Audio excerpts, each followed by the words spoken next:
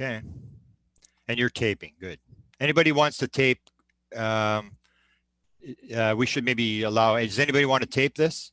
They can use it for whatever they want. We're live now. Okay.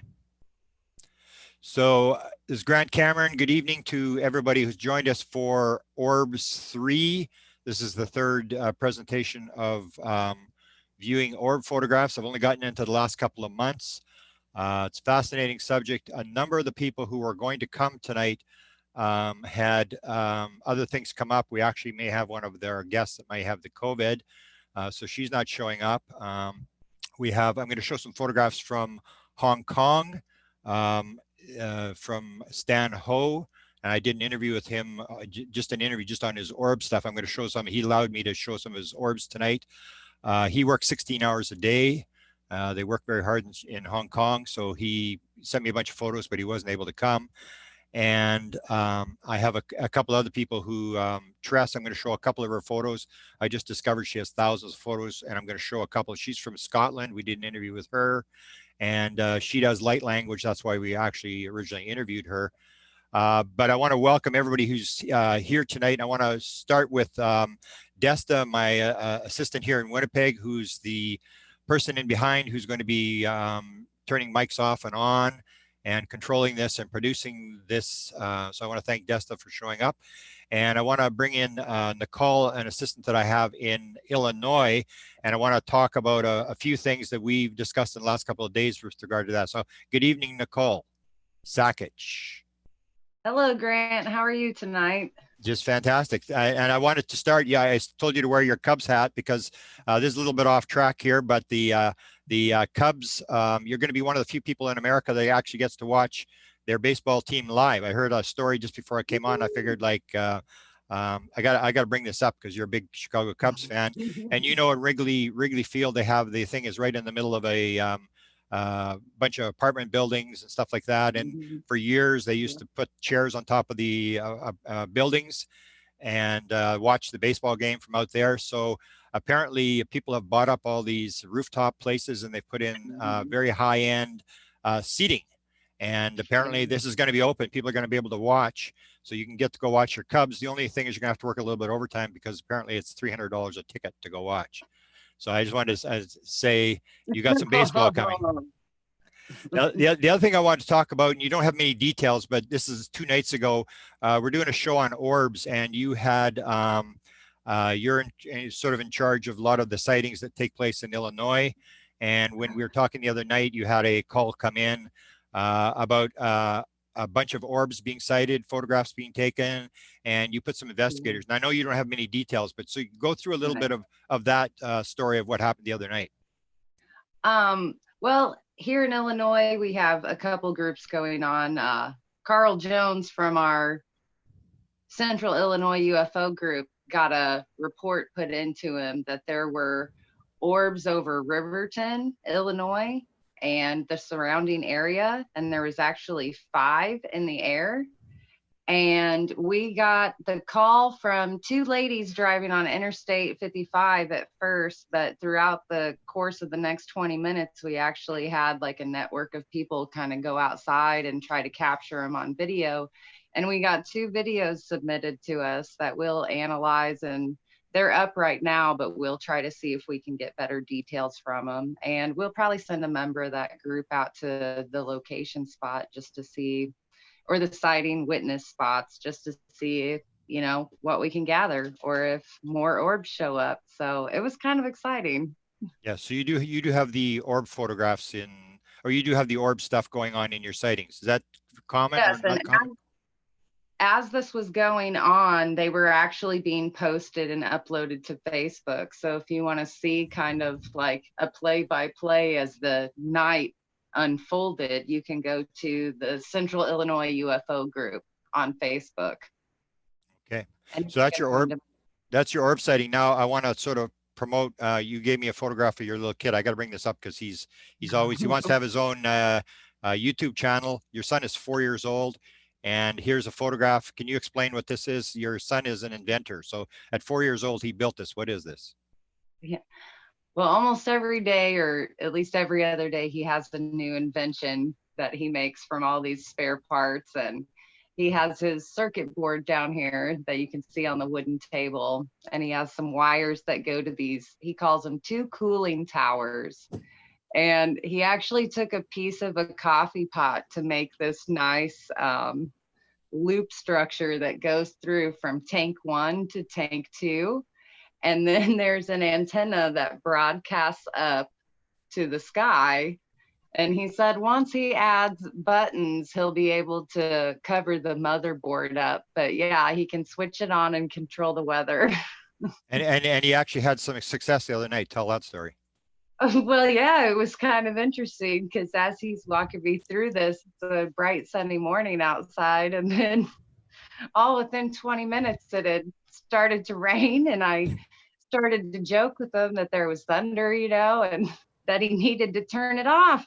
And so we did, and then it started, or it stopped raining and the sun came out. So I love those little coincidences. It was wonderful. Yeah, it's pretty amazing for a 4-year-old kid. So hopefully we can get him a YouTube channel and he can explain his inventions as he invents stuff. Oh, we'll keep on him. And he says to you, just remember to hit like and subscribe. Like and subscribe. You got it. Okay, now the other thing I wanted to bring you on, and then you can go and finish cooking, is you and I had a conversation with Bob McGuire last night, Science Bob, and we got into the discussion of his association with Chris Bledsoe. And this is a beam photograph. It's one of the first that that I had ever seen. Chris sent to me this a couple of years back of this beam coming out of the sky. And so we were talking with Bob last night, and maybe you can sort of go through the fact that he went in and had a meeting with Chris, the same as I did. And of course, weird stuff happened. And he started talking about the photographs. Do you remember how many photographs Chris Bledsoe had? I think Bob said there was close to 5,000. Yes, I think 7,000 photos. 7,000. And he'd never cataloged these photos. So Chris had this one, and then he's got a lot of orb photographs. And Chris was on Orb 1, the Orb 1 panel. And I remember him saying on there, I've been talking about orbs for years and nobody listened to me. Orbs, he says, is the key thing to what this is all about. He has a number of photographs of orbs, and even has this is the famous burning tree. And you see this smoke that if you talk to people who do orb photographs, they all end up getting this sort of smoke stuff. And do you remember the story he was telling us last night where he's at Chris's place and he has the sighting, and there's these orbs over the tree. They come over the tree, and here's this guy who's 30 years in intelligence, worked for the Institute for Defense Analysis, and I said, orbs? And he said, yeah. And then he's described, remember, he started to describe the mist. And I said, you saw the mist? And he said, with my own eyes. And I don't really know if he knew the connection, but he was basically describing this this mist. And so you see this pattern that Chris has the orbs, he has the mist, he has the beams and stuff like that. And what I want to point out is that if you're going to look at this this whole subject, you've got to start doing investigation, because as I'll show you later on, a lot of people say, I know what this is, I can tell you what this is. And then I say, okay, they want to talk. And I say, okay, if you look at the photos and if you read the books, I'll talk to you. And nobody does, because everybody's doing what I call Twitter science. They're just like, I can do 133 characters. I can tell you what it is. I don't need to see the photographs. I don't need a briefing. I can just tell you what this is. And Bob, who's an actual scientist, is now going to go and he's going to catalog all 7,000 photos of Chris Bledsoe's and put them together and try to find a pattern in them. So that I encourage people to hold. Well, Grant, yeah. If you want to pause for a second, not only is Bob McGuire going to be analyzing Chris's photo collection, he's also putting one of his SkyHub data collectors out on Chris Bledsoe's property. That's the one place that he did mention that he could say he was going to put it there. So I can only imagine that bundle of science and what it's going to be able to gather. So Chris won't have to take pictures on his own anymore. Bob can gather for him. Yeah. Just describe what this hub thing is about. He explained it to us, but you know, he ran through. To me, it's like a very, very souped up madar And I do not know all the details of it myself, but he did make a breakdown of anything that you would want to record or detect, or all of these things for the phenomena have become so cheap or user friendly that you can combine all these factors, all these recording devices, and put it into one unit. So I think he's not only, I think he's streamlined some options with maybe some versions we've seen before. And then, well, you know, he's Science Bob. So, and he has satellites floating above our head with his name on it. So I'm sure he put in a whole bunch of new tricks too. But that's where you can look all that up on skyhub.net.org, one of the two. Yeah. And he has a top level scientist who has sort of joined him. I don't remember the guy's name, but it was sort of like, it was like a synchronicity where it was like the best guy that could possibly come along. And he's also working with Mr. X, correct? From Yes. Jay, the famous interview with Mr. X. He's working with him as well. And they seem pretty encouraged that they might have this up within like very short period of time, and that they'll have these things. And that's where I said to him, I believe with the orb photographs, whatever's going on, it seems to link into certain people. So he did agree that there are certain people that seem to be able to bring this phenomena in, and these hubs are going to go into these, around these experiencer people who are able to take these photos. And you'll see, as I'll describe here, we have a lot of people who don't have 5 photographs. They've got thousands and thousands of photographs. So whatever's happening, it seems to be happening around different people. Okay. Thanks. You can go do some cooking now, and we'll go on to. But I'll be muted. Yes, I'll be paying attention. Thank you, everybody. Okay. Also joining me tonight is Lightstar. If we can unmute Lightstar, and I just want to introduce you, and then we'll do your stuff later on. I want to welcome you to here. You did an orb video, which was fascinating. Describe sort of what you do for a living and what your thing is, because it's not orbs, it's you're doing other stuff. So describe to people what you do. Yeah, I'm actually a visionary artist. I call myself an attunement artist, but I also do well, a lot of things. But I do session work with people. I create the artwork. I also have a lot of products that I have, an oracle deck that's out that's made with my art. So I kind of activate people in different ways. A lot of it is through color, through sound. I also am now moving into the musician sector where I'm creating my own music with light language, because I speak about 20 plus languages. And so I've created a whole healing art around the light language. And so that's typically that's how people would know me more, is by the light language, just because I have a YouTube channel and I do all these activations for people. So yeah, it's not necessarily the orb thing that's my thing, but I have had a few different experiences that I just wanted to share some of the photos that I have, but certainly not cataloging thousands and thousands, namely because I was saying earlier, is I don't take a lot of pictures. It just so happened that the few times that I happened to whip out a camera and was guided to was when I caught them. So, but they're fascinating, and they've always been fascinating for me. And I have some things to share, at least from my perspective, on what I think some of them are doing, or certain types of orbs are for. So that's kind of the video that I did was more on some of that as well. Okay, now you mentioned you speak 20 languages. These are light languages. You came on a panel, a light language panel that we have. So you do activations, and describe a little bit about the light language for people that may not have tuned in or don't know about it.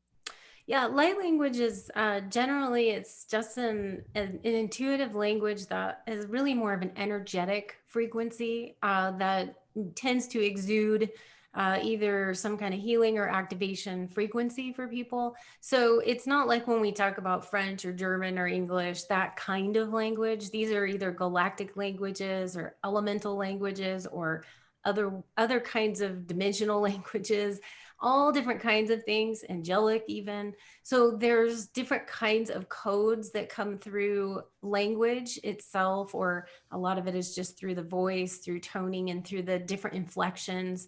of frequency. And so sound is a great tool to utilize. And so that's what the light language does for a lot of people coming through that are speaking these languages now, are doing activation for people, awakening. Some people are doing healing with them. Some people use it for, you know, some kind of ceremonies and different things like that too.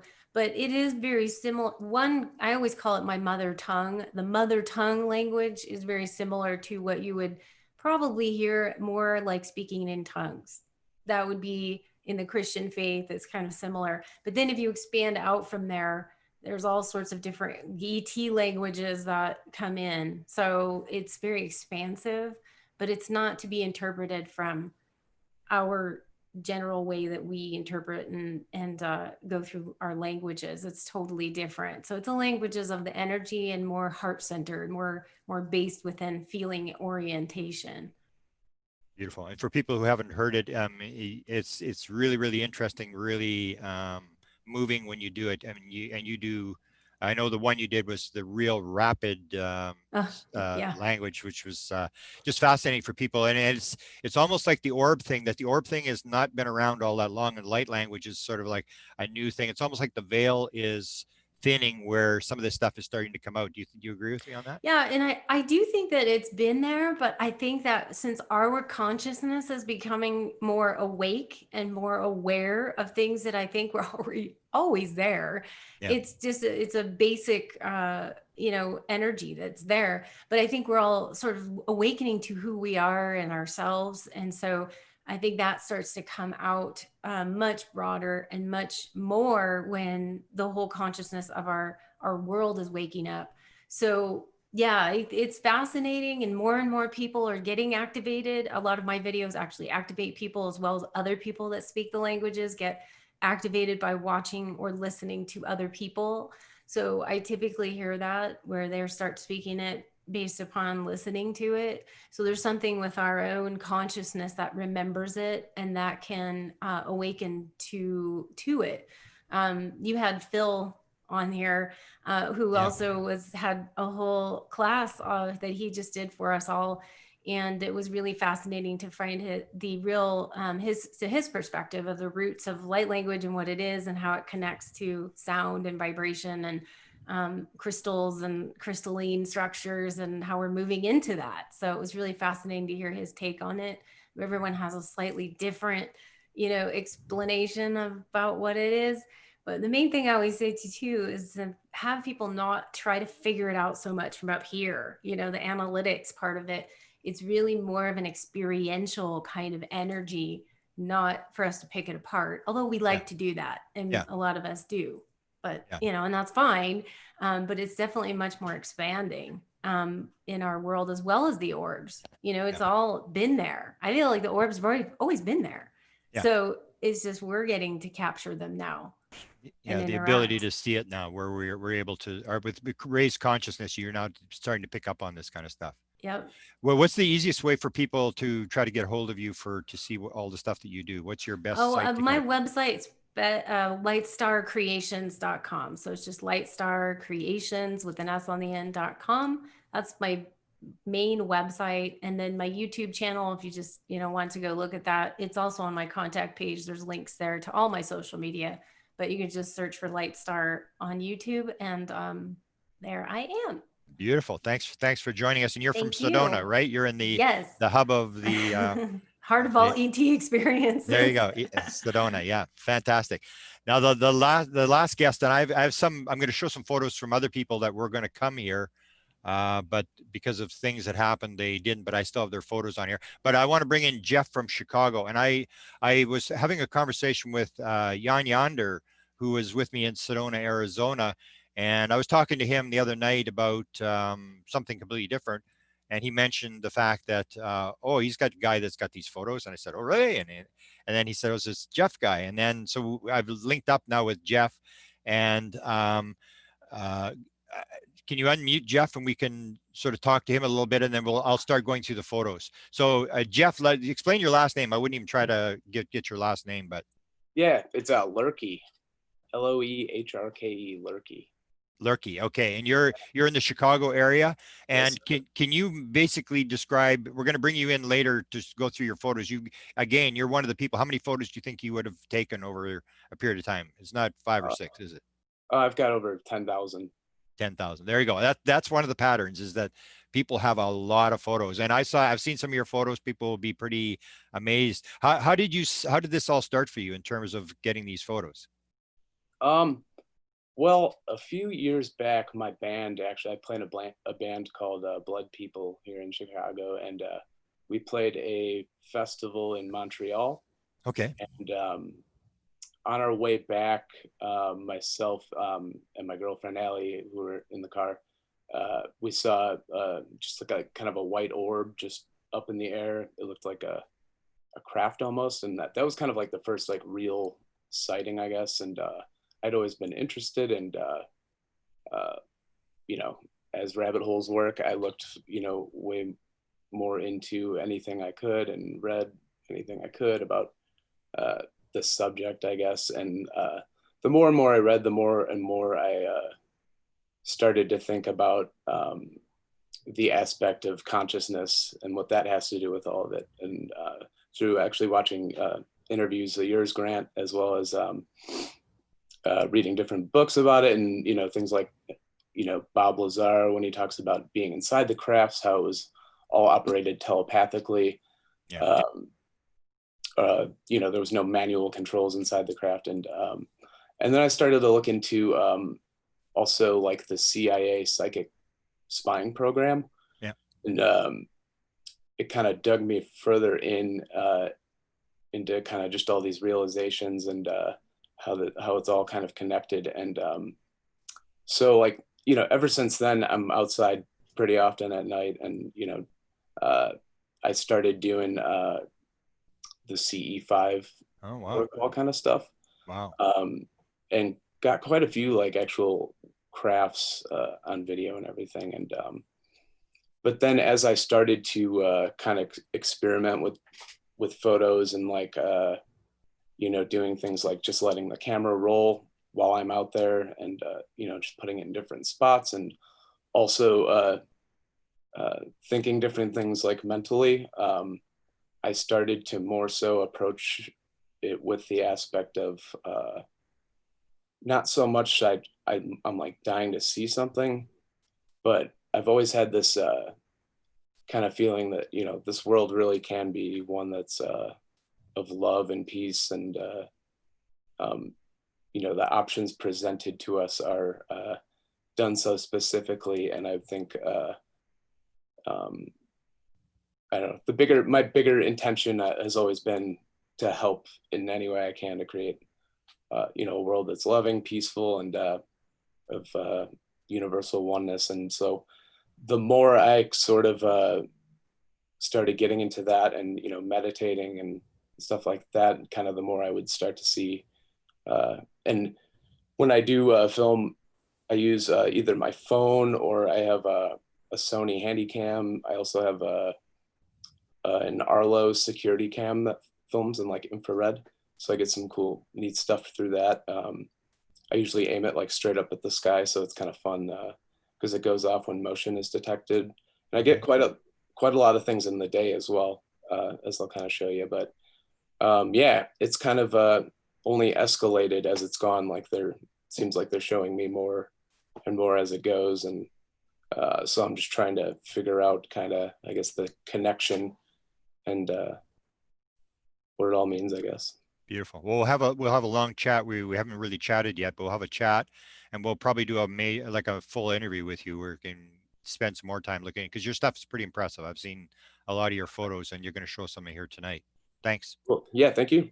Yeah. The last one is Lynette Britt, who is here. And again, this is, can you turn on her mic? Her camera's off, but just turn her mic on so I can talk to her.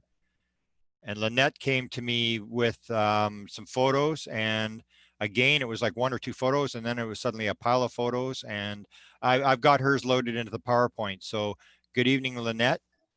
Hi, Grant. Thanks for coming on. I appreciate it, because you got, this isn't really your thing, right? I mean, you've got not that many photos, but you got some really impressive photos inside and out. What do you think is going on, and how did you suddenly get these photos? Um,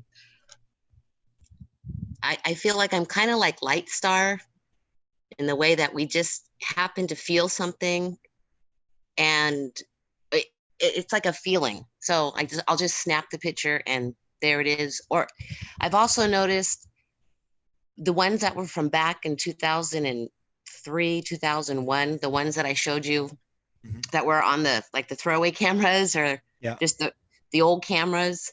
Yeah. And those were usually a celebration. It was, July 4th, or going on vacation, birthday parties, christenings. So to me, those ones, I felt they were spirits of my grandmother, or spirit that was there celebrating, and they wanted to reveal themselves on the picture. Wow. Well, fantastic. And if you had other weird experiences, or is if you got a paranormal life, or is it just this couple of photographs? Do you have other experiences that occur? Yes, I didn't share with you. I shared with you a lot of them, but when I asked for the energy, like when I was in Lahaina in Maui at the Banyan Tree Park, and there's this old fort there, and I was drawn to it. So I just put my hand on it, and I just got in the camera, and my friend was taking it. Yeah. And there was just, how you take the picture and there's a million pictures. Yeah. And in one frame you see this magical, like that sword in my hand, that dagger. Yeah. I think I've got that photo loaded, so hopefully we'll get. Yeah, we'll but that was. That's when it started. It's been. That was just profound. Wow. As far as personal, them putting giving me the actual idea of what was going on. And then I researched it, and that was true. They used that type of dagger to protect the village. Wow. From the pirates. So it was validated. Wow. Fascinating story. We'll have to maybe do an interview with you as well to get because that's what I sort of find is people tell you part of the story, and then when you actually talk to them, the story is like massive, and there's all sorts of stuff that you haven't heard, and it all seems to fit into a pattern that is very, very paranormal and very sort of almost like a mission type thing, where you've been picked to show something or to be a part of it, or you're able to pierce the veil or whatever it is, that it seems to center around the people rather than the cameras or the locations, from what I've seen, except for maybe Sedona. Okay, let's go through some of these, and I'll bring these up. Oh, this is the other one. This is the Nicole, did we talk about this photo that Science Bob talked about? Are you there? One of the I'm here, and no, I don't think we did talk about this photo with Science Bob. I recognize that gentleman in the center of the photo. Center of the pit. Yeah, you see, we're going to release an interview in the next little while. We did talk about this photo. I know what you're talking about. Yeah. Bob said he has seen this photo and he has analyzed it.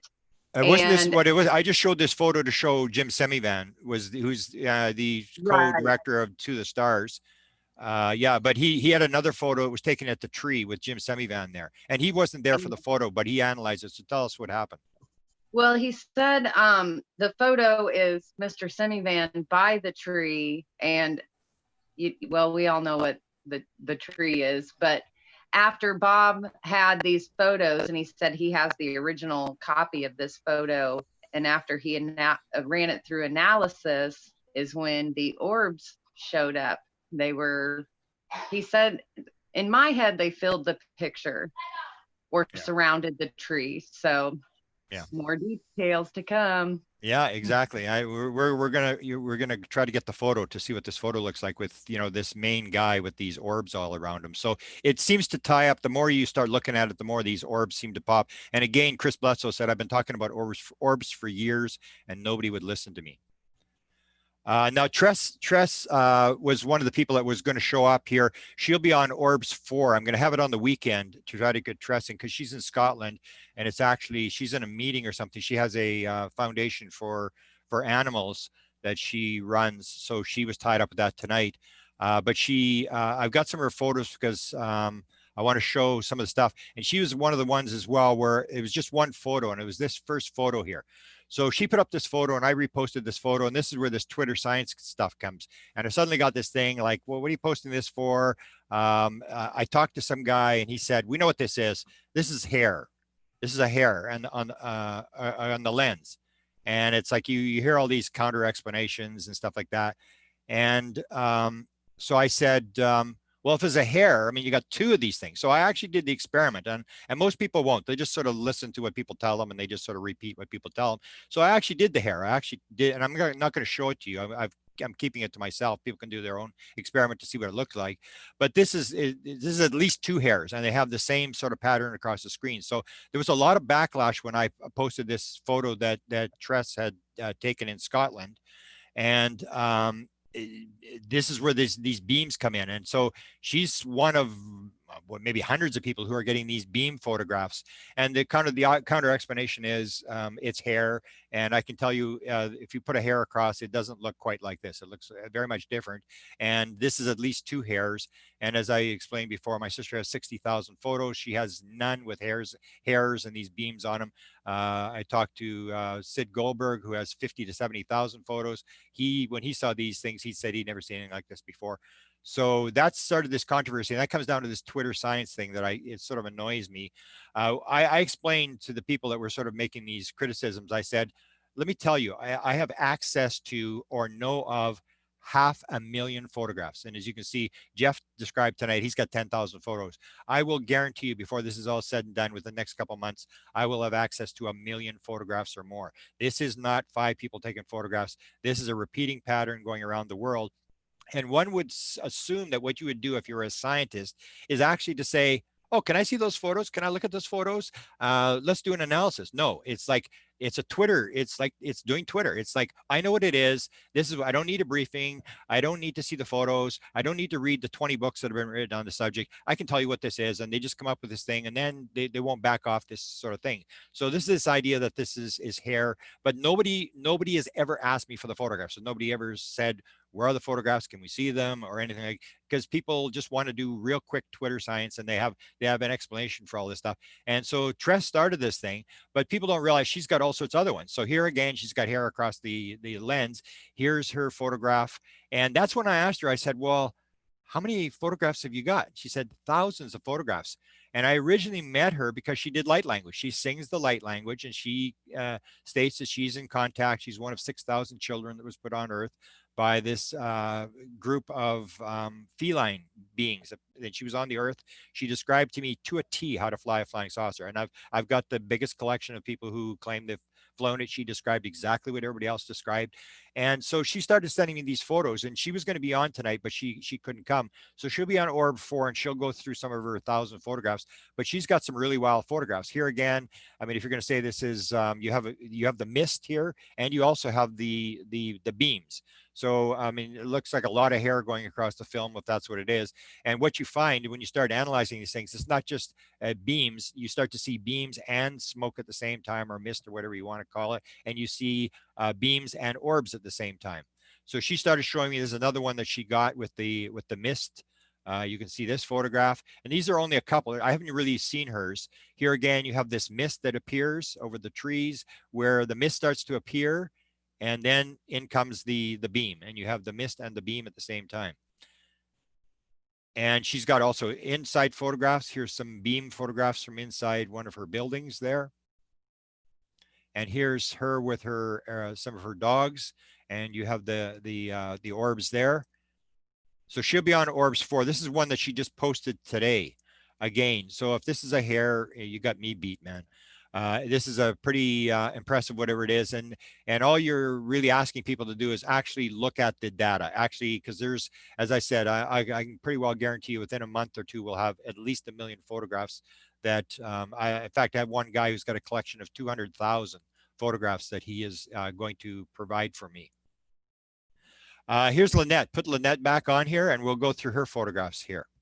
You can just talk in the background here. Okay. And Lynette sent me some of these. These are yours, Lynette? I may have somebody else's photos confused. I don't remember No. that one. Okay, this is yours? Yes. Okay, so explain this.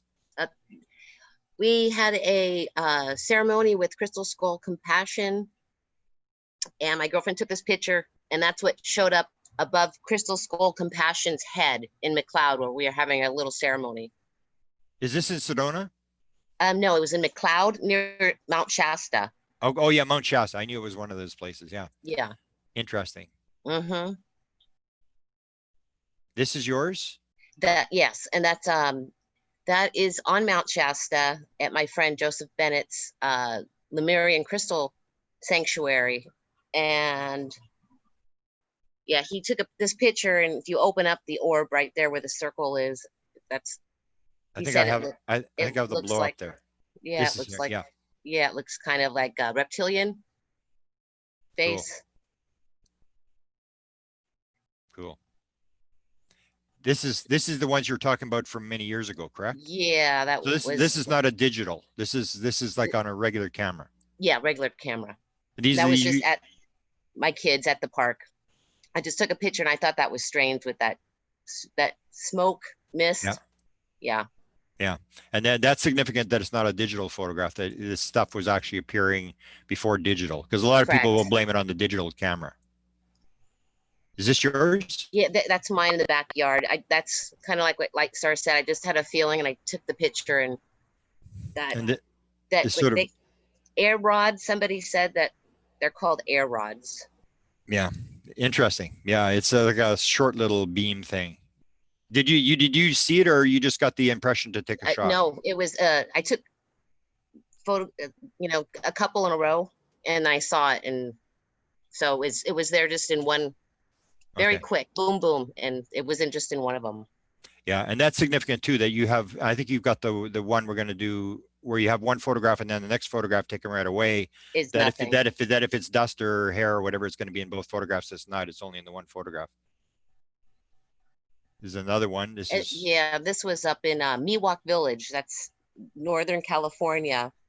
And they said that the house that we stayed at, my cousin's, was haunted, and it's closed doors, and I could hear it in the pillow drumming music when I was putting my head to the pillow coming from the ground. wow. Anyways, my sister said she was pushed, when she was on the stairs. But a lot of these pictures, again, these are the regular camera. These pink beams. Yeah. And they're usually around the kids. I noticed it's pointing to my daughter. Wow. So this is all quite of the pictures. That my one daughter right there, the blonde. this is quite a few years ago then. That was 2001. Which this does make sense. 2003. Okay, so yeah, we're going back 17 years. Yeah. And it's significant that a lot when you if you actually do the evidence or look at the evidence, you start seeing, if you go, like I do a lot of work with this physical mediums and all that kind of stuff. And again, you say the orbs show up. Oh yeah, they're all there all the time. And it's like the same sort of thing where it seems to be all the same sort of phenomena, whether it's, ghost phenomena or spirits or alien beings or whatever. It's almost like the same sort of thing in a sort of wearing a different mask, where you're talking about haunted houses and stuff like that, where you'll see this kind of stuff appearing. And that was in Stockton, in California, at a dojo. And there's the Crystal Skull Compassion. And behind Crystal Skull is my friend Israel, who's a shaman. And the girl next to me was just with her regular phone, took this picture. And I took pictures, and mine were clear. She got this on her phone. Wow. And you can see above, right near the sensei, there's a picture of the sensei on the top, and you can see the head of Israel, but his head should be way down lower. So what do they call it? They call it, when you shapeshift. Oh yeah. But that was strange right in there, because his body is really way down lower. Wow. Did the shaman have any take on this or insight? He said he could feel the spirit of the sensei. Okay. That's their leader. Wow. Picture. Fascinating stuff. And this one here, I call it the French fry. Yeah, that's in the backyard as well. And that one was taken, funny, it was taken in March 2015, where the other one that I caught was taken just this year, March 2020. I thought it was kind of odd that my random pictures I take, because Mother Mary's down there, and I kind of like when the blooms are blooming to get the picture, and that shows up. Wow. So you've got two with this object in them? The other one, the first one you showed in the backyard it wasn't, Oh, yeah, it didn't okay, have right. that swirly thing. It was more of Yeah. a beam. Wow. This is the wall you're talking about here? Yeah, that's the Cartagena wall fort, that just a piece of it that was left over. And I'm asking, in my mind, I wanted to feel the energy. And then this was one of the frames out of many that was just like that. And then the next frame looks like the next Oh, hang picture. Or I must be missing the picture. That's the one that had the sword? Where's no, that? no, there's no sword in my hand, in my right hand, but in the next picture there should be. I guess I didn't load the that photo. dagger. We're missing the good photo then. I thought I stuck it in there. Maybe it'll come up in a second here. Okay. This is yours as well? Yeah, and it's funny, it's my daughter in the yellow shirt. Seems like they were different times that we took the pictures that weekend, and it's always, or that evening, and it seems like the orb was always going towards her in all the Wow. pictures. Is she sensitive, or she had experiences herself? She must be growing up by now. Yeah, she's 20 now. And Both my kids are pretty sensitive. They see spirit. My youngest sees spirits when she was little. She said she had another family that was on another planet. She had a mommy and a daddy, and Wow. she would say stuff like that when she was 4. Wow. And draw the spirits. So I would say they're sensitive. So how many photos would you have? Did you send me all the photos you got? Because you kept sending me more every time I would talk to you. Yeah. Oh, that was just, I was visiting Sedona. This is Cottonwood, and Yeah. I just and started. I think the next photo is where it comes up here. So you have a clear photo, no dust, no hair, no nothing in the photo. And then the next one. you have Yeah. This. Yeah. I was asking for energy since I knew we were going to do this. Oh, cool. And you took how many photos? What, a series of photos here? You got out of the car or something to do this? Yeah. photos, right? Yeah. I took a couple. Wow, that's impressive, especially when you get the one is completely clear, and then the next one you have, is completely different photo altogether. And that one was in Maui for a Doreen Virtue Angel celebration. We got our angel certificates, and so everyone was celebrating, and I took a picture, and that showed up. What's an angel certificate? Oh, angel therapy by certificate by Doreen Virtue, so that you can be certified as an angel therapist. Huh. It's just something fun to do. They said you need certificates to do angel oracle readings, and Okay. I do that too on the side. Oh, cool. We have to do an interview with you. You got more stories every time I talk to you. You got more. The story gets a little more complex. And then this one here. That was the one my girlfriend took. And Wow. to me, it reminded me of Saint Germain with the purple and the energy. Okay. Wow. What do you think's going on? And if you were to guess as to all the stuff you've encountered, because you talked about the ghost thing, but any impressions of why it's happening around you? I think when you're connected and you're open to the energy there, and if you hear things and you ask, is there anything here? I think if you do it out of curiosity and love, they'll appear. Like when I don't know if I told you really quickly, but in McLeod near Mount Shasta, we were looking at ships. Okay. The shaman that I was with, Israel, said they were ships. So we were talking to it, saying, we love you, are you Palladian? Are you this? Are you that? And it would blink, yes, no. Okay. And then my girlfriend said, I love you so much. And do you love me? And it beamed from that star that we were looking at, because it looks like a star. Yeah. And it beamed just like that first photo, but a white laser light to her feet, in front of her feet, right next to me. She was standing right next to me. Wow. And then it went away, and more people came out, because we were like, wow, but it wouldn't repeat. It's not, they don't do it for fun and, see who I am. It was sincerity of the heart that they wanted to reveal to us that they were there and heard us. Wow. Are you up on the sand flats, or whereabouts on the mountain were you doing this? No, this, that was in McLeod. Oh, this was We had- not there. Okay. Yeah, we had rented a house because we had a bunch of us that were doing ceremony on the mountain. Okay. So it was right there in front of the house, just Wow. looking up at the stars. Fascinating stuff. And that's compassion. That's a blurry picture, but that's compassion. The one that the first photo, with the purple and the blue ring. Okay. But anyway, this is a photo taken by Celestine Star, and the energy coming off of her. Wow. And that's it. You got more photos? We can maybe have you on another panel, or Yeah, too bad I couldn't show you this picture. The okay. one with Well, the have you got it on dagger your in it, but computer? that's all right. If you want to take over the screen, have you got it on No, your? no, I'm using my daughter's laptop. I have it on my phone and on Okay. Messenger that I sent you. Oh, I guess I missed that. Okay. Oh well. I appreciate your because you and I have only met for a little while back, and I appreciate your sharing your photos with us. Thank you. I appreciate being on here. Thank you. Beautiful. This is Teresa. This is is she here, Desta? She No, said she's not. No, she's not. okay. Yeah, this is sort of an example to show you that the people who have these photos are not out to get rich or famous or whatever.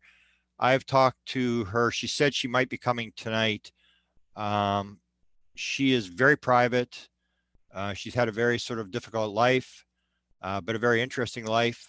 And she has one of the folders on her Facebook site has 9,000 photos in it. She has some of the most bizarre stuff. I'm just going to show some of it here, and eventually I'm going to get her to do an interview, and we'll go through the probably tens of thousands of photos she's got. She's got probably the weirdest stuff going on, and she talks. It's not a portal. It's started in 2011. She lives just outside of Phoenix, Arizona, and this whole event started, and she's photographing all the time, but she's not that well.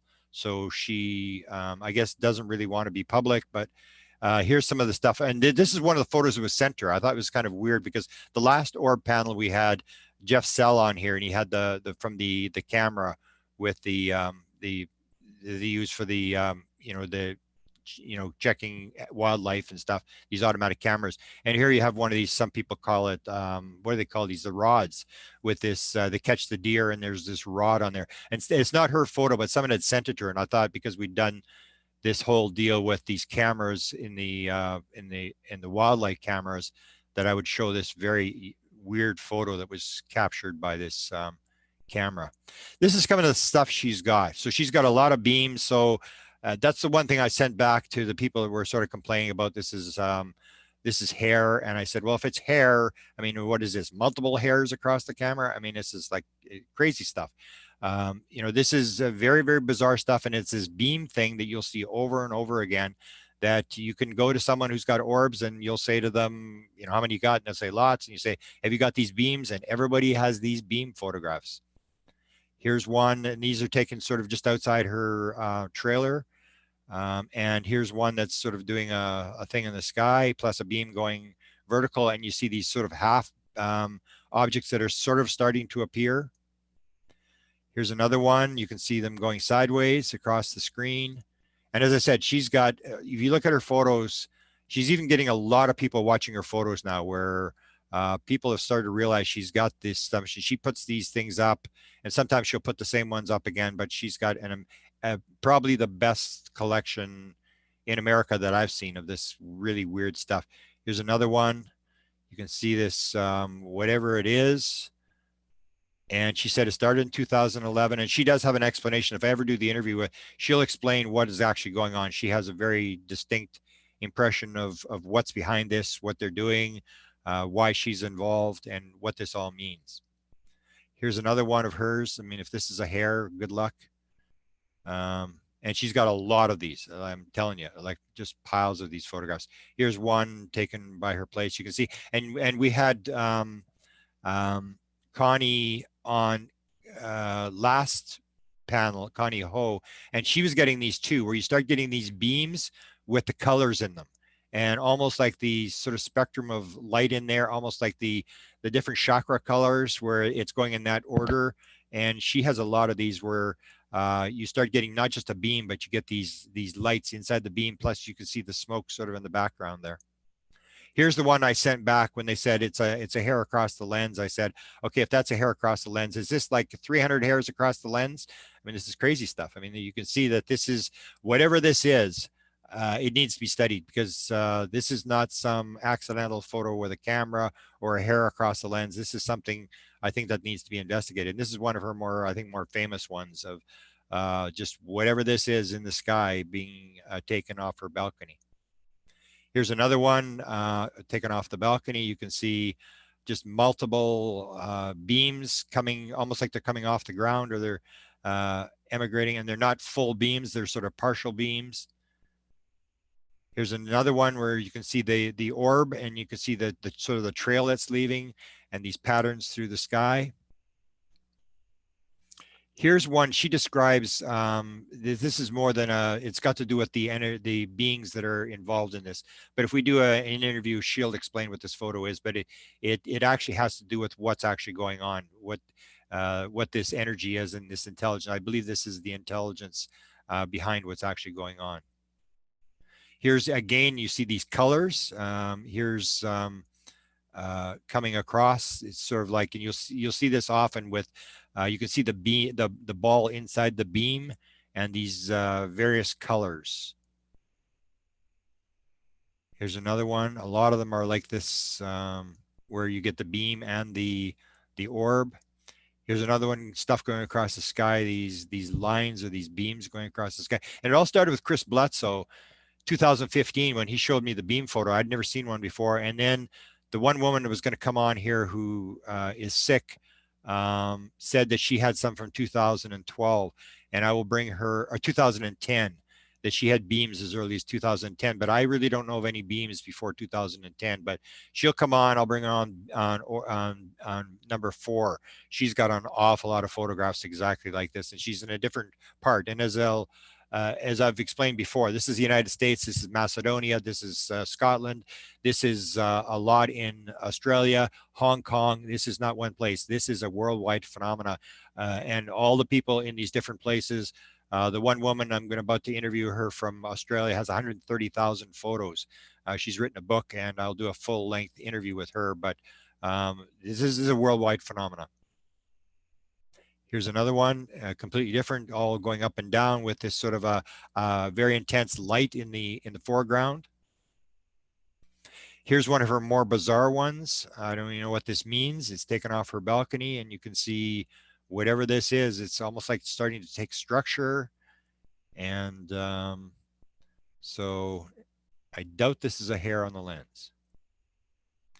Here's another one where this is her, I guess, her trailer, and you can see these things making these patterns, and this is like a whatever, a 100th of a second shot, and this thing is moving around at this very high speed or whatever it's doing. You can see these a number of objects moving around making these patterns, and she describes the same sort of thing. She says you just go out, you relax, and this idea of projecting love, and you just start to shoot, and you can pick. She claims anybody can pick this kind of stuff up. There's a certain it's the mentality that you have when you start taking these photos. Here's another one, which is a little bit of beams and of this smoke type stuff. So she's got the smoke photographs as well. This mist, which was described at Mount Shasta when they had the being there. We had Jeff Salon talking about it, where they were there. They knew the being was there, and there's this rolling smoke, and they were standing in this rolling smoke, and all of a sudden the one guy got the shock into his hand. He held his hands out, and that was the sort of the encounter that they had on Mount Shasta. And there was, I believe, 10 witnesses to that, where they went up higher on the mountain from the regular group. They'd been given a sort of an image where to go, and they ran into this smoke and firmly believed that they had an encounter with some sort of intelligence that was in this smoke. Here's another one of hers. Just needs an explanation. I do not believe this is any sort of natural phenomena. Here's another one that seems to be taking form. You can see this photograph. And these are only a few of probably tens of thousands of photographs she's got. Again, you got the beam with these colors coming in against this tree, and a second beam back in the sky. And as I mentioned in the last one, you actually had Skinwalker Ranch. I think some of the Skinwalker Ranch people wanted to see some of these photos, or somebody passed the photos to them, because the Skinwalker Ranch actually got a beam in the when they were doing the analysis on the Skinwalker TV show. And you'll see they were very amazed, and all theirs is just one beam in the sky. That's all it is. And they were really amazed. So the stuff that other people are photographing is a lot better than the stuff they're getting at Skinwalker Ranch, but they do get the beams as well. Here again is Teresa's thing where this thing starts to be taking form. And she said, I can't remember, I didn't look under, I think she said, I didn't look under the veil. She describes this thing in more detail as to what it means, but if we can get her on that sometime, she'll describe these in greater detail as to what this is. She has a fairly good idea of what's going on because she's been taking these photographs since 2011. Here's another one, just a beam with the orb, and that's I'll show for now. Is Julie here now? No, she's not. Oh, okay. I'll text her for the next panel. Okay, so I'll just quickly go through some of her stuff. Again, she was one that I think you got a hold of her, right? She came on one of our rabbit hole meetings, and we had a hard time. She was photographing. A lot of people will do this. They have the orbs in the bedroom, and she was photographing against a black background with these orbs moving around, and she's talking to them, and she actually asked them a question, and you see the orbs intensify, get brighter. And so she's taken a lot of these photographs, and she has these videos. We tried to play them on, I think, one of the other orb panels. We had trouble playing her videos, but she's started to send me these photographs. Here's another one. I think she just sent these. These were just taken a couple of days ago, these two. And you have this one on the ground where she's got the orb there. So now she's starting to get into it as well. She's starting to take these photos and is down the rabbit hole with the rest of us. Now, what's going on here? Why is this not advancing? There's another one that she took. Why is my screen frozen here? Oh, that's a video. I'll leave this out. Oh, Lynette, we already did. Okay. So Jeff, let's go to Jeff, and I will stop my share screen. And Jeff from Chicago will now take over the screen. Can you do that, Jeff? Yeah. Okay. All right. Can you see it? There you go. You got a beam. Cool. And you seem to have the mist steps. So I think you would have all three, the orbs, the mist, and the beams, right? Yeah. In fact, I think there's an orb in this one right here, as well as behind it here. And are you just shooting? You're getting an impression to shoot, and you shoot. It's not that you're really seeing anything. Sometimes I do if they move slow enough, and I'm looking in the right area. But and this is right in Chicago. You're taking these photos? Yeah, these are my backyard. But I like you mentioned it. I guess maybe they follow the people because I can take the pictures anywhere and get kind of the same results. Have you ever let me ask you a question. Have you ever exchanged cameras with somebody else? Because that was one of the things that people describe, where you would change cameras with somebody else and then you could take theirs and they can't take yours. Have you ever done that kind of thing? Yeah. Yeah. And so people can take your camera and they can't get orb photos, but you can take their camera and get orb photos with their camera, correct? Right. Yeah, exactly. So I think it's got to be tied into the person. Okay, here you have the smoke thing again. Yeah, so this one is pretty cool kind of story behind it. Before I took it, I sort of in my head asked that I kind of projected that I wanted to feel their energy. And so as I took the photo, this kind of craft or whatever, it seemed like, came right up and seemed to like materialize in front of me. And in this one, it's like a beam, but it's almost as if it's like wrapped around, Yeah. And like Wow. that's the middle. And if you look in there, you can see the faces of the beings. Okay, this is another thing that people will describe as the faces. So you, well, I think with all of them contend that there is sort of an entity associated with whether it's the beam or the mist. Yeah. Yeah. And with the flying rods, it seems almost as though like here's kind of an interesting one. Wow. So this was also in my backyard. Some interesting kind of shapes. That's the only one like that I've taken, and that was a while ago. But let's see. I have so many. It's like option paralysis here. Here's kind of a cool one. And most of these I took in my backyard, and that's actually my neighbor's yard. You can see there's like a staircase here. There's a fence, and I'm just standing like on my deck. Yeah. Basically. I thought this one was neat because it kind of had a clear section. Yeah. Yeah. And there, just go through these like this. Wow. Oh, here that's almost like the Teresa one from Phoenix, where you have them going the stuff all in different directions in piles of them, where it's sort of like partly manifested. Yeah, it's almost completely similar to hers. Yeah, go ahead.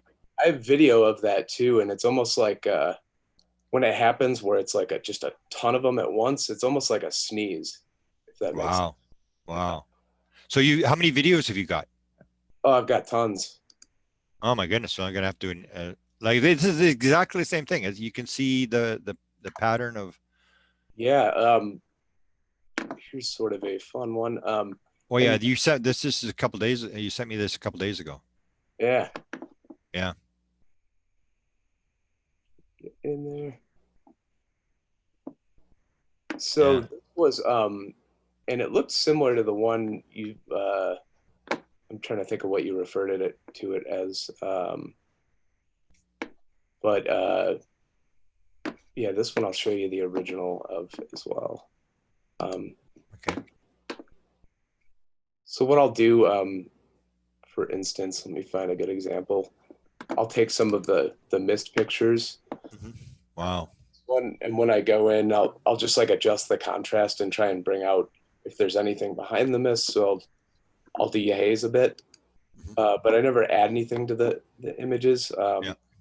So that one I'll show you. Sorry that these are no problem out of order here, but so that's that same picture. There seems to be sort of a face here. Yeah. I can see that. So do you have any encounter? Do you have any sense of who's behind it, or any messages or anything like that?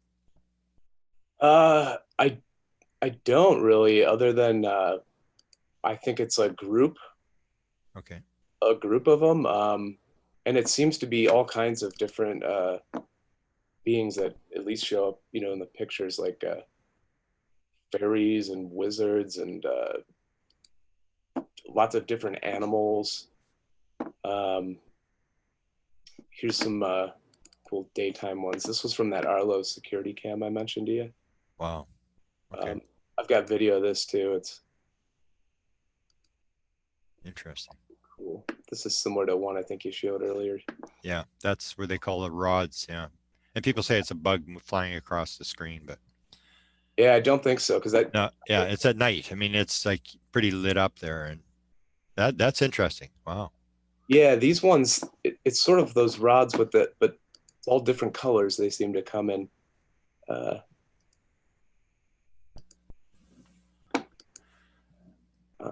Let's see.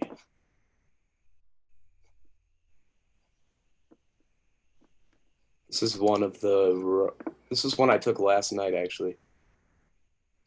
Oh. So you can sort of see Cool. it. Yeah. And so, sometimes the rods, I feel like sometimes when it's just an orb, I I don't know, it's like less beings, but then sometimes the orbs group together. And I think maybe that's what, you know, the crinkly looking one was that you had mentioned, this guy. I think sometimes they group together and they, I've got some videos I could show you where they like split apart and, Yeah, if you got a video, sometimes it doesn't show, but show some more photos, and then if you got a video, yeah, if you can play the video, because sometimes we have a hard time getting them to appear on here. yeah, I made a bunch of GIFs or whatever, so that maybe that'll work a little better. But this is a cool one. So I had asked whatever beings or entities were there to appear in a picture for me, just like posed together on the stairs. So that was the picture. Wow. And they're all kind of lined up. And then there's this, which I'm not sure, and the rod. So what's the green thing by the wall there? What's that? Looks like a person. What is that? This? Yeah. Yeah, it's a being of some kind. I don't know. Oh, can you blow that up? Can you zoom in on that? That's pretty cool. Wow. That's pretty clear. Yeah, they like the stairs. Here's another one. Right here. Holy cow. Here's another rod. Oh, yeah. Yeah, yeah.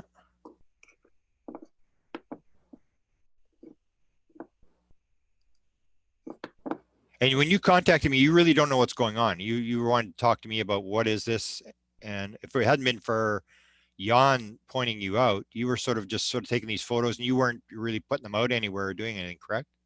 Yeah, no, I was thank goodness for Jan, by the way, but he's a tremendous resource and one of few people who will tolerate me sending him.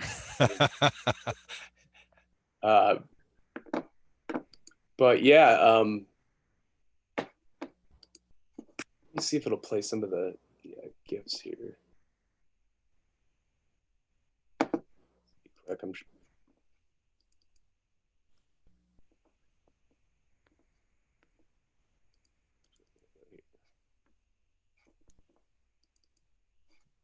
This is a cool one in the, this is in my kitchen.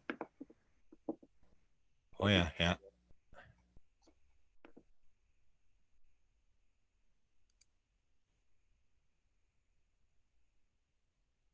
So I'm kind of jumping off the ground.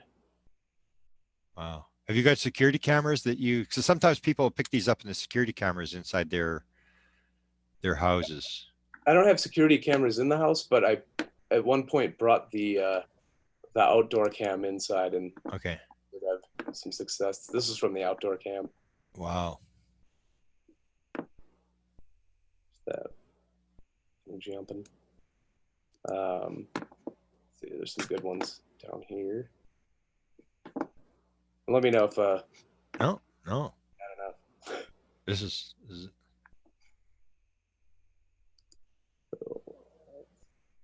This was last night. I just had the camera pointed straight up at the sky. These are what's it called? Telephone wires. okay. Wow. Or power lines, sorry. Yeah. Do you generally go out every night now? Yeah. Here was the that photo I showed you where it looked like kind of like a Oh yeah. craft with 4 passengers. Wow. How many being photos have you managed to pick up? You showed me that one or a couple there, but Oh, I've got quite a few. Another one of those. oh yeah, there's like the rod things again. Yeah, and what's crazy about these is like it gets a far distance away, and I don't know how it's you know, it's fully illuminated the entire time, no matter what distance, and there's no light source that sort of really explains why that would be. So you have no flash or something, any light going with the camera? Sometimes I have the flash on. Sometimes, but it wouldn't be with the video. You're just picking that up in the dark, right? right? Yeah, because Another guy. Yeah, sometimes they come right at me. I've got videos too of them orbs like coming out of me, like while I'm doing dishes, and Goes up and then takes off. That's pretty cool.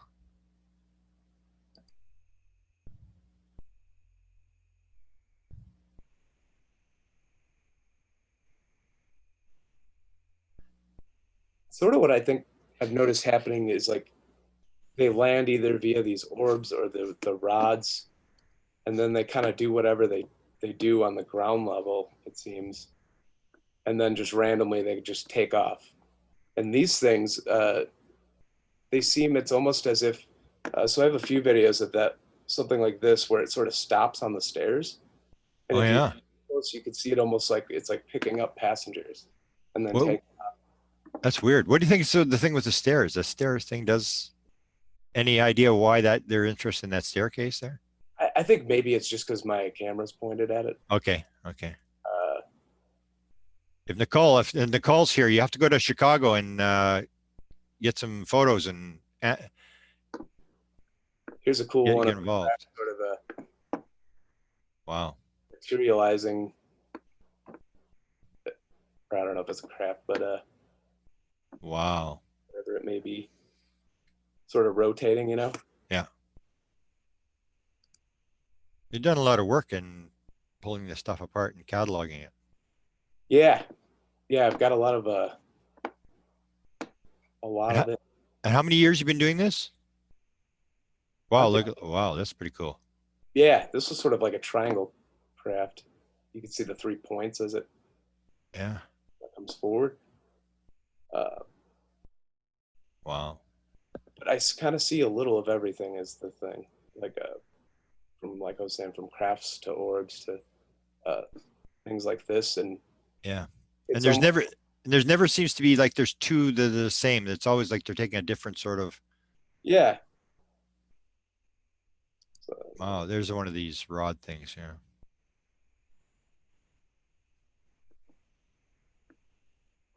We'll have to put you in contact with Science Bob.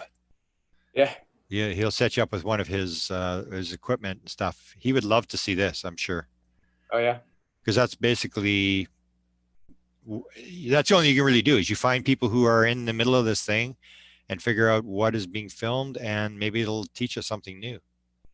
yeah, yeah. Wow. Let's see what else here.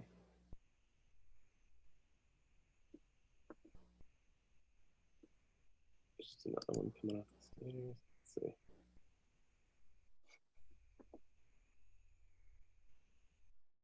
That's almost like an elemental.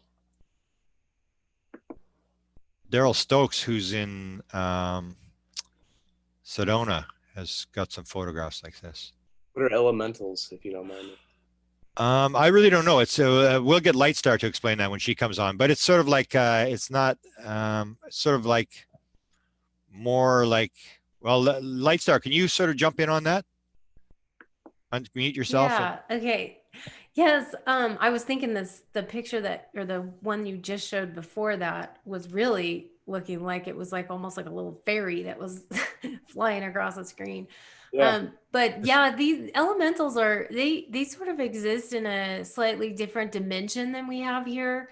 But they are beings of, a lot of times you've heard fairies or of elves Mhm. or gnomes, these Yeah. kinds of things that are actually real that, but we can't always see them with the naked eye. And I believe too, is that they were, we were probably able to see them with the naked eye many, many, many, maybe centuries ago, when we haven't destroyed our earth and come with aggression and our angers and all of our emotions that kind of have scared them out of oblivion. So they, I believe, have gone into a sort of a different dimension, but they exist. So that's what I feel it is. It's kind of the energies of them. They're very much into nature. So a lot of it also would be nature spirits, like the water sprites, which are beings that actually live in the water or around the water and care for the water. And then fairies, which would also help with the animals and the plants and the flowers and the trees and all these different kinds of things that they actually help with nature. So, but yeah, I've seen a couple of these types of pictures of where they're little beings that look like it might be like a firefly, a dragonfly, or something like that. But Yeah. it's clearly not, because some of them I've seen with little faces that are like human-like looking faces. Wow, cool. So very interesting, though. Yeah, yeah. Very interesting. Yeah. Wow. I've noticed like when I zoom in and you know, kind of try and bring some stuff forward just through editing, I definitely on board with what you're saying there.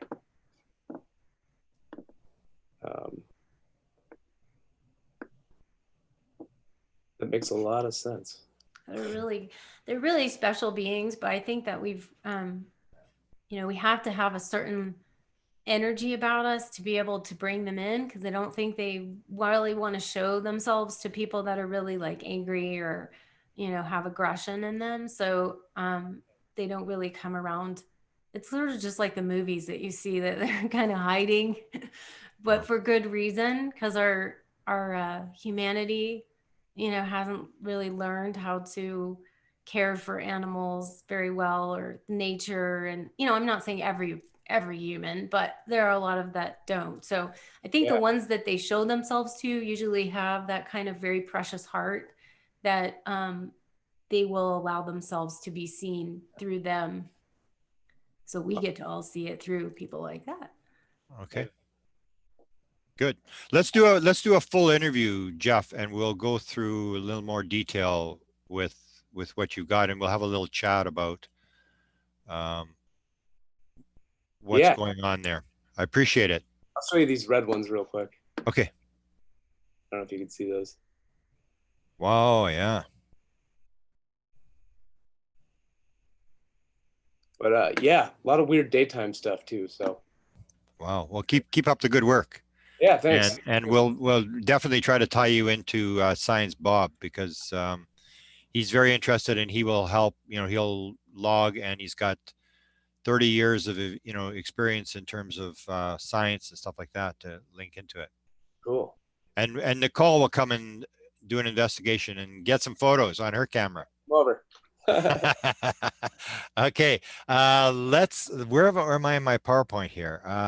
Lynette has some. We're going to go back to Lynette in a little while here, but we're going to go, I think, maybe to Lightstar. I just want to see where we are in the PowerPoint here. Let me see. No, okay, now we're going to go to Lightstar. Do you want to take over the screen? And okay, so now we got a professional. If you saw her orb video, it's like very professional, not like what we're doing here, but she's very good at everything she does. And I talked to her husband, and she's like multi-talented. And so we're going to get a professional view now. Go ahead. These pictures I've taken out of my professional video because I wasn't sure that I could actually play video on here. So I didn't know how that worked. Sometimes it works, sometimes it doesn't. So it's probably better you do it on PowerPoint. Yeah, I decided to just have that as a backup. Maybe we can link your video. Maybe we can, if you can give us the link, that's stick it in the. As a matter of fact, I do have it. So let me just put it in the chat box whenever you're finished. Put it in the chat box, and because it is a very good video. I mean, it's. Here we go. I actually had it up on my screen, so I'll just put that, because the Orb Healing video is what it's called, and then that's linked there. And so I'm just gonna, let me share screen here. If I go to here, okay. So you guys all see this? Yep. I mean, I'm just gonna do this slideshow thing from the beginning. So I'm just gonna go to the first slide, which I'm gonna show you. Now this is broad daylight. So a lot of these pictures that people have of orbs are in nighttime, but this is one of the few. And the reason, now there's a backstory to this. Basically, this was in 2012, I believe. Yeah, 2012. And it was somewhere, it was on the new moon. And I remember just being guided to pull out my camera at this moment, because I actually saw the cloud, which looked to me like an angel cloud. So I was like, wow, that's so cool. I want to get a picture of that, right? I didn't visually see what was in the picture other than the cloud. So I shot the picture, and I was like, it took a bunch of pictures, which you're going to see in here. And then I saw it later, and I was like, that's weird. So yeah, this is what showed up in the picture. And I tried to in here, so that you'll see all the pictures, obviously that there's a couple of them in here. I tried to zoom in on some of them so you can clearly, and I mean really clearly, see the inside of these little guys, which I talk a lot about this because of the sacred geometries that some of these you'll see. Some of them that I've seen, like you guys had shown some that were just big white orbs, but they weren't, you couldn't see. They were more like opaque, so that they had like mostly white and you couldn't really see inside of them too well. But these, I was really surprised to see this sacred geometry shapes. The concentric circles is pretty much what I saw of these. I'm in no way, shape, or form, like I said, I don't take tons of photographs. If I did, I probably would capture more, but I don't know, my life just doesn't allow for that. I just don't take a lot of pictures. But when I did, then I was like surprised that this kind of came out. So as you zoom, see, look at the colors in that. And I know that some of that is because it's sunlight, it's probably reflecting off the sun or whatever is happening. I don't know what's going on in this left-hand corner, if that is kind of just a cloud or if that's sort of part of what you guys were showing. I hadn't seen any of the mist or the rods in anything here, but I definitely got some with the really clear like geometry shapes in there. And there's one that I really zoomed in because I really like this. I thought this was so cool with the double, you know, the linked, they're like the little twin orbs, right? I thought that was so cool. So I really liked the shapes of these that had this like circular thing. And there it is again. And maybe a little blurry because I tried to zoom in just so you could see it a little bit more clearly. So clearly these are not like, I don't know what else, because it's not a hair. Yeah. I can tell you that. Definitely orbs, but most of the ones I'd seen in pictures were mostly clear, like just white, and not with so clear of shapes in them. So that was that instance, and there's a couple more of them. Now I'm an artist, so years later, as I'm doing my artwork, I decided to actually create an image of this called Orb Healing. So I'll show you that of what I did, because these are untouched just from the camera. I work in Photoshop, so I'll tell you when I actually Photoshop something, but these were straight out of my camera. I did not touch them. I didn't even touch the lighting or any of it. So that's that. So there's my Orb Healing picture that I decided to create an art image out of it, where I still even, you can see some of the orbs, just I colored the more blue background with the cloud in it because I wanted the angel cloud in there, and then put my little symbols and codes that were related to this orb energy here.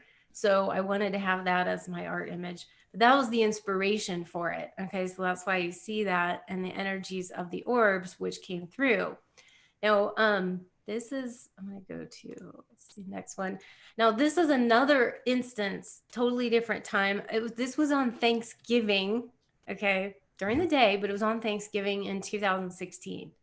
And there was if you look in, there's nothing really here except for if you look in the very lower right-hand corner, there's some things that I started noticing. But the reason why I was taking this picture is I was really guided to, it had just rained.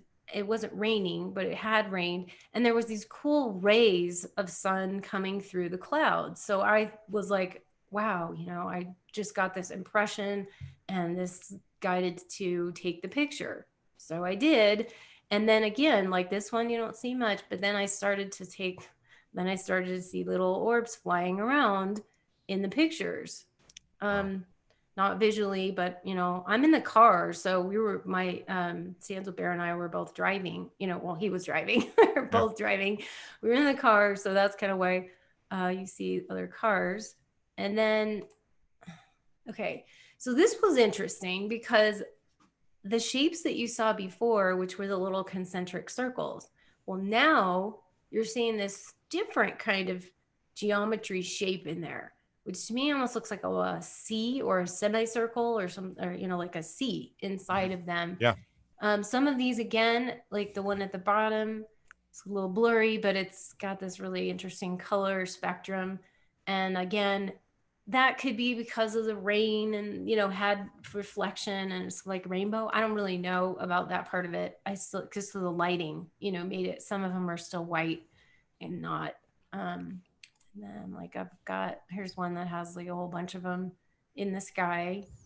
And I think I took another one where I close up. This one's a little different. These two are a little different, but again, you see those little twin connected, locked together, and they do have that kind of more concentric circles in them again, like the first batch that I saw with the angel cloud.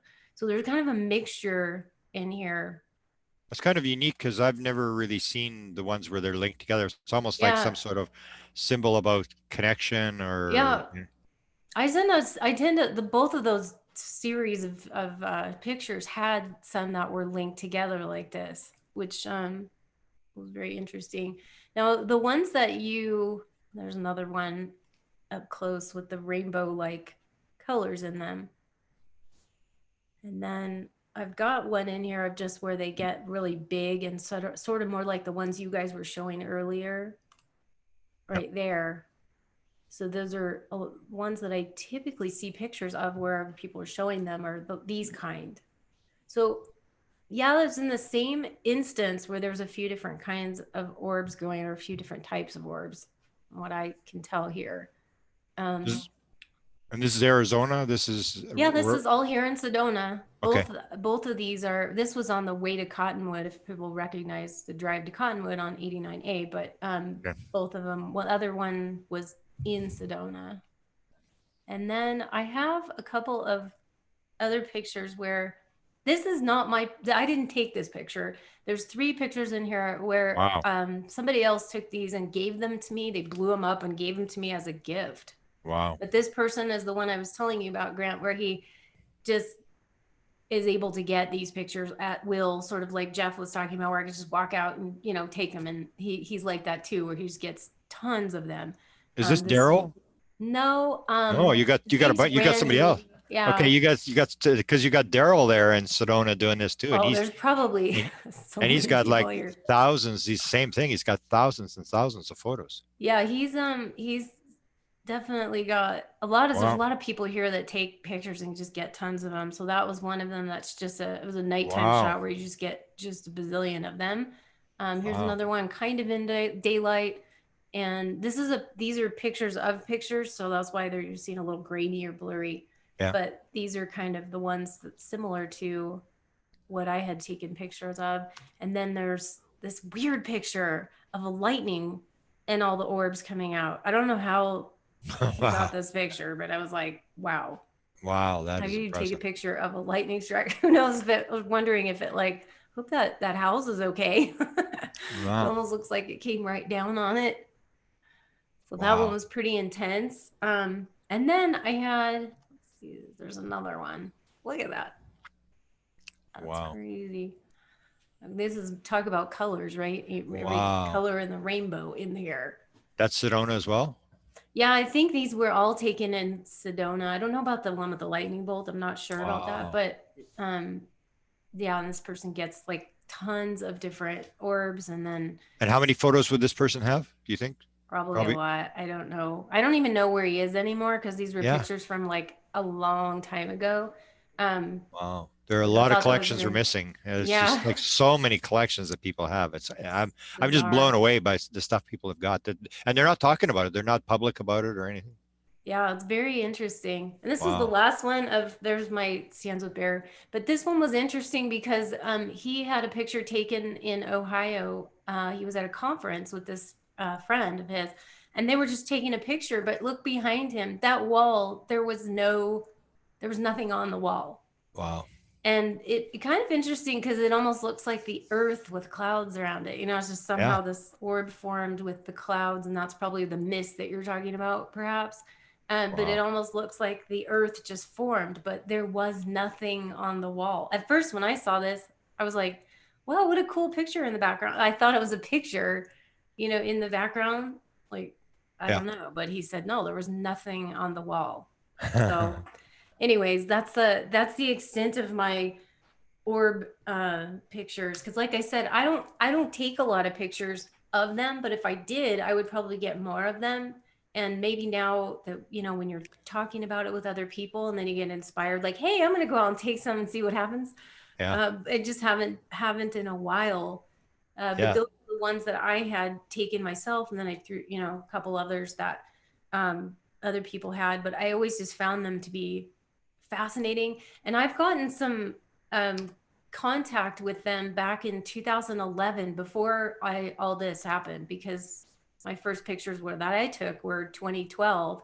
But in 2011, I had a I guess you'd say contact by channeling, or some kind of, you know, contact telepathically, that I was getting some information and I started to write it down. And I just sort of did a lot of uh, automatic writing that I was getting about this. And so I was feeling that there are orbs that they basically call themselves the orbs of the universe and planetary healing. Because what I was getting is that some of these orbs are here for actually healing. They actually do healing work. Okay. Now, people may or may not be aware of that happening, but like other people have experience of taking pictures or images of them, and the orbs are going right through them. Mm-hmm.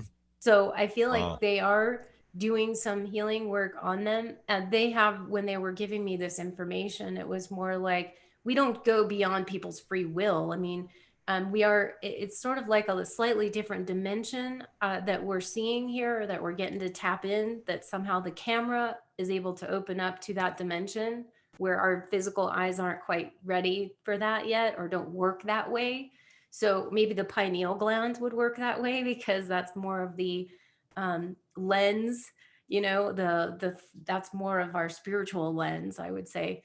So we get to open up to those things, and then we get to see them and experience them, and they have a certain way of healing. But I do feel like there are certain types of orbs that are more for healing, and then there's other orbs that come around people, and they are more like crossed over loved ones that can come in the shape of those orbs, and they can also come as people crossing over. Some of the ones that Jeff showed, especially with that guy right there on um, the Uh, whatchamacallit, on the I don't stairs. know, Yeah. little green man by the Yeah. stairs. That's Like, impressive.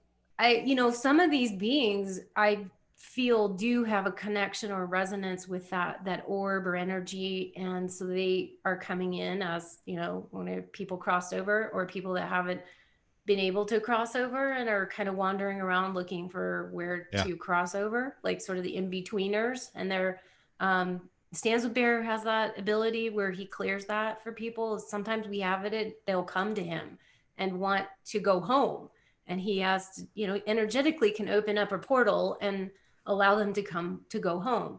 So there's some people that they come around, and I think they're attracted to, because they know that that person can lead them home. So that's another Wow. thing that I think some of these orbs come into play. But I do feel there are different types of orbs.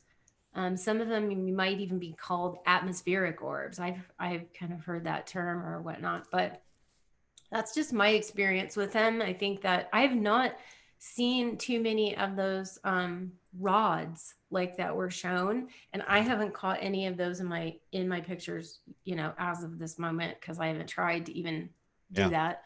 But I think that there are the people that can activate other people to eventually see this. And I think the one that I showed with all those orbs, like the orb explosion picture, Yeah. he does have the ability to go out and somehow transfer the energy to the person once he shows them the pictures, or once, you know, there's some kind of activation that happens, or transfer of energy, that now those people can then start to see the pictures and start seeing the orbs in their pictures and taking pictures of them.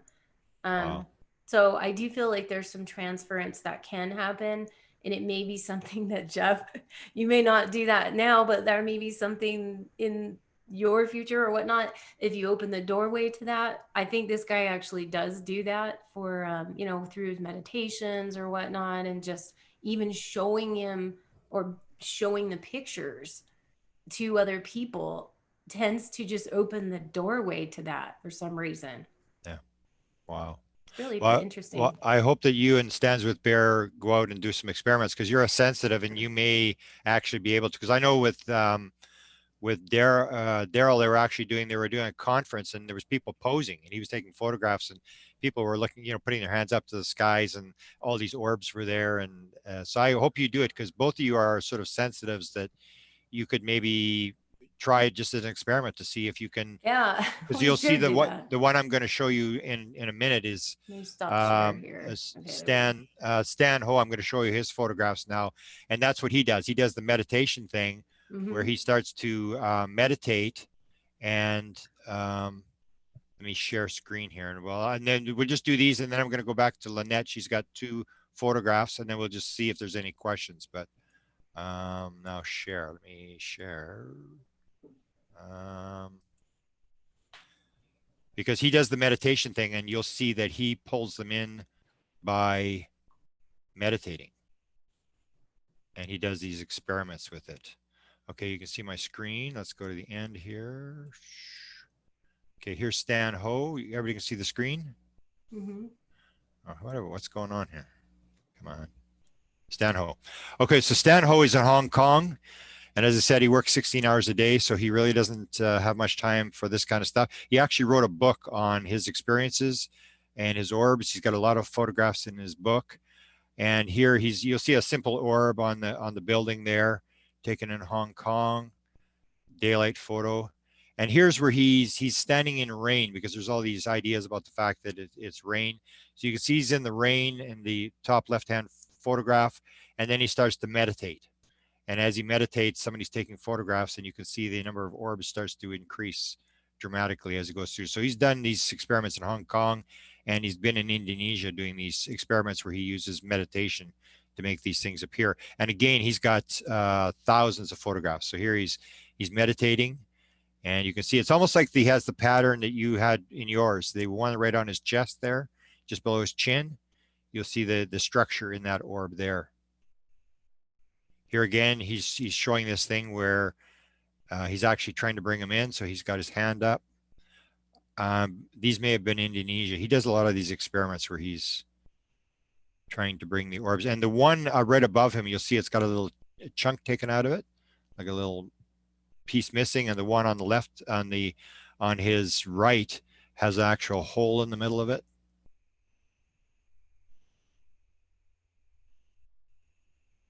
And again, he sent me 23 megabytes of photos. These are only a couple of the ones he sent me. He has piles and piles of photographs. And his main thing is to do the meditation thing, to try to bring them in through meditation.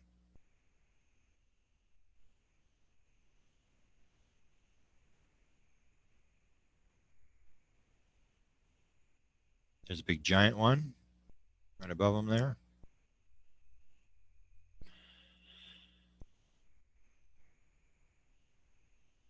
Here again.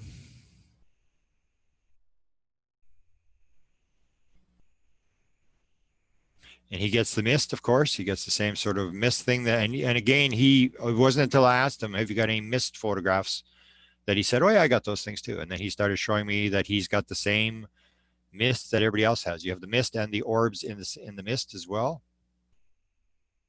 People say it's dust, and then once you bring a mist, and they say, oh, it's moisture. It's like, it's just sort of like a new Twitter reply to what's going on. Here again, and you'll see this is the one where the orb actually appears, where he's got this sort of as a background, and the mist is there, and you can see the orb starting to appear, and then here's the mist is gone, and this clear orb sitting there. And this is my last photo, and this is I believe this is the guy that's doing this thing that's going on with the planets right now.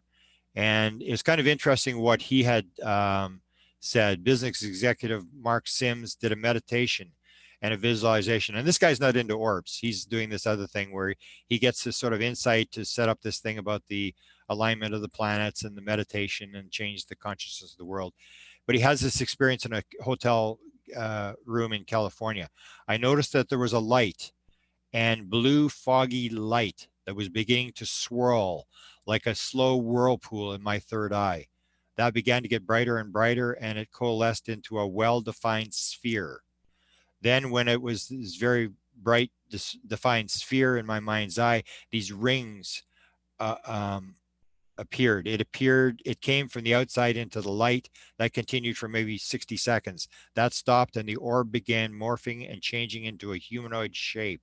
When I saw, what I saw then was this profile of a humanoid figure standing in front of me, just standing still. It was like a hologram, like a light ghost.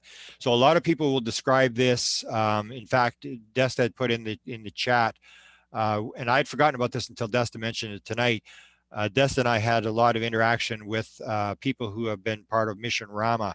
There's a group that started in 1974 in Peru, and Sixto Paz and his brother Charles Paz got an encounter or a automatic writing message from beings that told them to appear 60 miles south of Lima on 8 o'clock Saturday night, and they would appear. And they went out there and they used the same thing, the meditation, and this thing appeared. And then they started getting craft, being on the craft, and they would show their parents, and their parents saw this whole thing, and it became Mission Rama. I think there's 25,000 people, and they use this protocol, and they talk about this idea of opening zendras, not portals, but they call them zendras.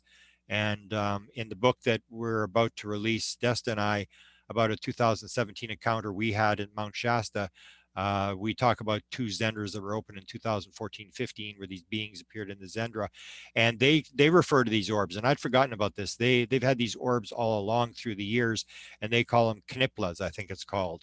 And so we will put that link there as well, that the Mission Rama people have had this as well. And a lot of people will describe this. Numerous times you'll see people describe when the being appears. It appears out of a ball of light. Even Stephen Greer reported after Sherry Adamak died, they were in a meditation in a hotel room, and this ball of light appeared, and this being appeared out of the ball of light. And people will describe them going back in. An experiencer, Joseph Ronan from Israel, describes this, how the beings, when they left the room, they held hands and they started to move around in a circle and went faster and faster, and they turned into light, and then the light got in smaller and smaller into a small orb, and then poof, it was gone. So this is this idea, and you'll see this in when people describe the mist and stuff. This is where Jeff was talking about this, where people will see the faces that they use this mist to sort of appear out of a mist or appear out of an orb, and that there is actual beings. Chris Bledsoe talks about this. He has the photographs with the faces in them. And the woman I'm going to interview from Australia with 130,000 photos has just come out with a book that describes, and she goes through, like in her book, like hundreds or thousands of these photographs and shows the faces in them. So there's these different connections, but you see this guy who's not even connected to orbs is basically describing the same thing. The orb, the foggy light that's swirling, and you see there's a pattern. And all I say to people is to go with the pattern, gather the evidence, don't make any assumptions up front. There's an awful lot of evidence here, and I think the veil is thinning, and I think they want us to see something.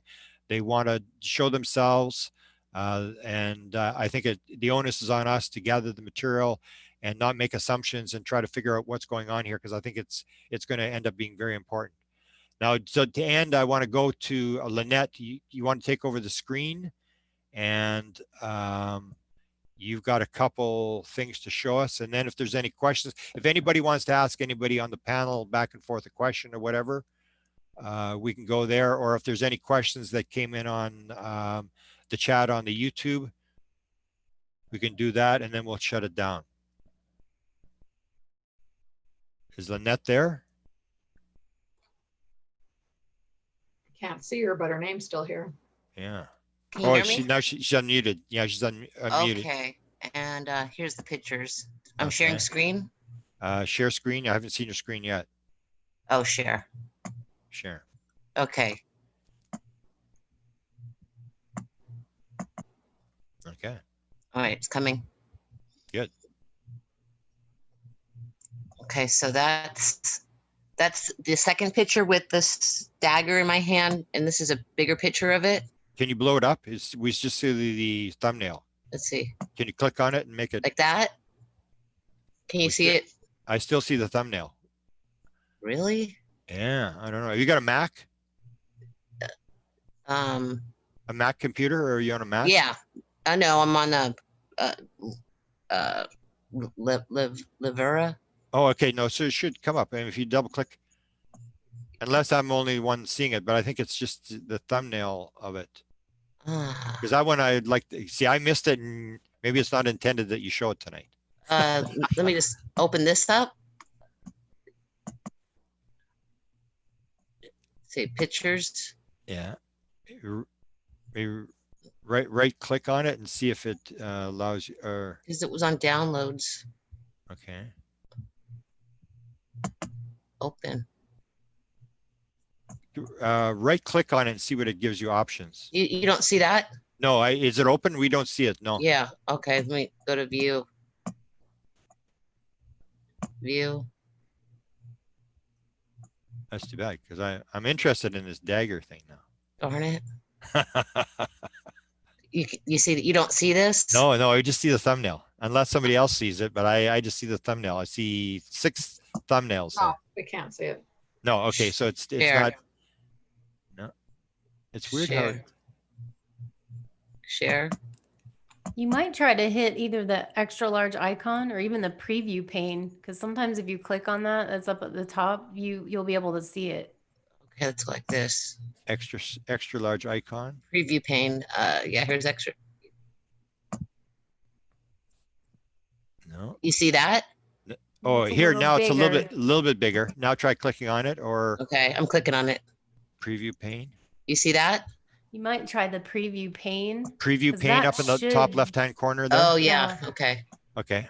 because that'll bring it up on the right hand side bigger, and then you can move the right where that bar is, where you can scroll Like that? down. Oh yeah. Pull the bar You over should the. pull it over. Okay. Yeah, make the bar. Yeah, if you hover over that, it should give you the icon to move it.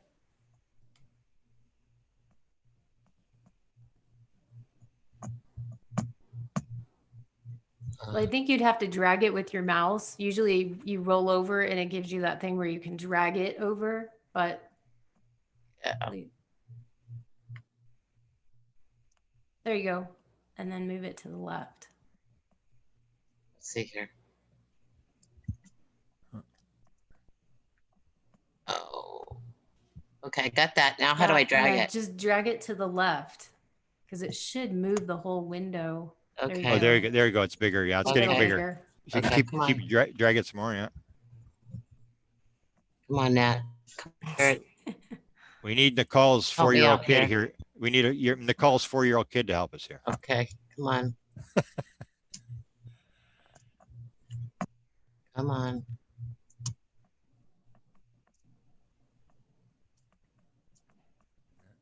Come on. What if I go like this? Detail pane? No, that will take it away. Yeah. Yeah, I think the preview pane was pretty big though. Well, wait, you could at least Let's see go it a back little to that. bigger. Mhm. Oh, there you can. Yeah, that's big enough. Okay, so there. Oh, yeah, there's the dagger. That's pretty weird.